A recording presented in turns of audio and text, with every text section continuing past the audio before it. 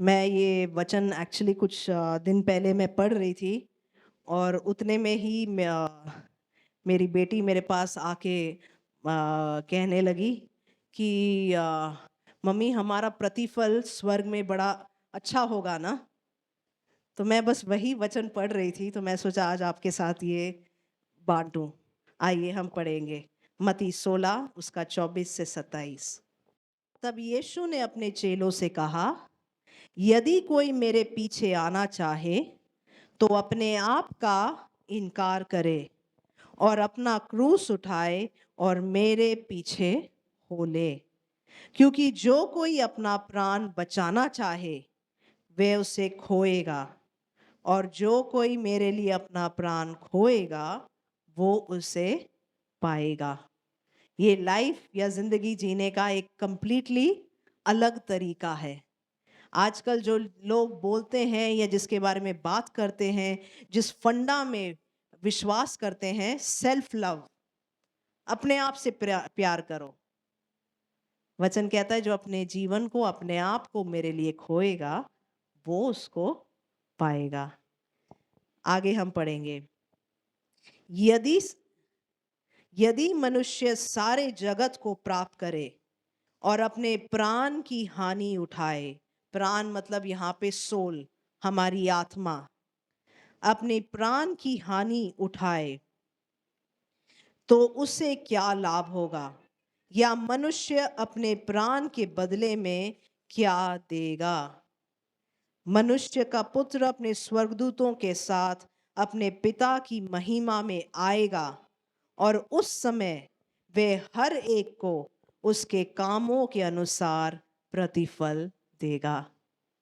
तो मैं यही वचन पढ़ रही थी और इतने में मेरी बेटी ने आके ये सवाल मेरे से पूछा।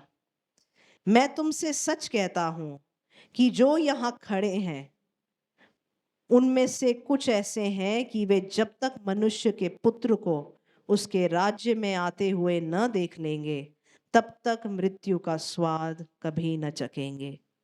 ये मैं खासकर ये वाला वचन पढ़ना चाहती हूँ।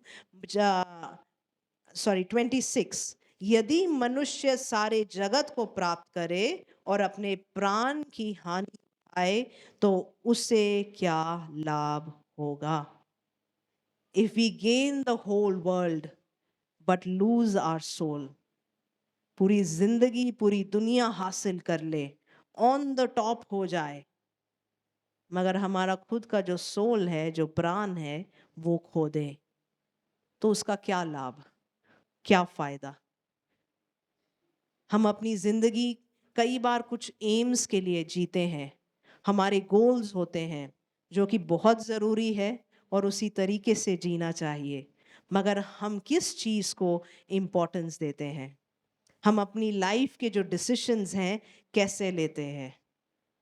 कहीं हम अपने आप को अमीर, सक्सेसफुल, आशीषित करने के लिए पूरी जिंदगी तो नहीं खो रहे हैं? अपने प्राण, अपना सोल, उसकी हालत कैसी है? हमारे मन का, दिल का हालत कैसा है? आज हमने एक थोड़ा चेकअप करना है। जैसे बोलते हैं ना कि जवानी लोग अपनी पैसे कमाने में लुटा देते हैं और बुढ़ापा उसी अपनी सेहत गवाकर पैसा कमाने में लुटाते हैं, और बुढ़ापा उसी पैसे से सेहत वापस खरीदने में। कहीं हम अपनी ज़िंदगी, अपनी जवानी, कहीं हम ऐसे करके अपने गोल्स, पैसा या कोई और चीज़ के पीछे तो नहीं लुटा रहे और उस प्रोसेस में अपने प्राण तो नहीं गंवा रहे? आज हमारे लिए सबसे इम्पोर्टेंट क्या है?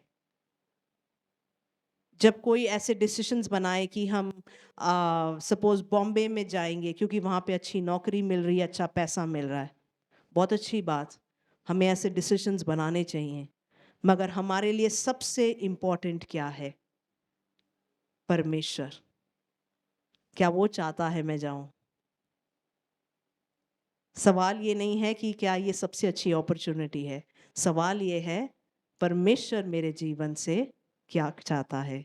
जैसा ये वचन कहता है कि यदि हम अपने जीवन को, जो अपना प्राण बचाना चाहे वो उसे खोएगा, और जो कोई मेरे लिए अपना प्राण खोएगा वो उसे पाएगा।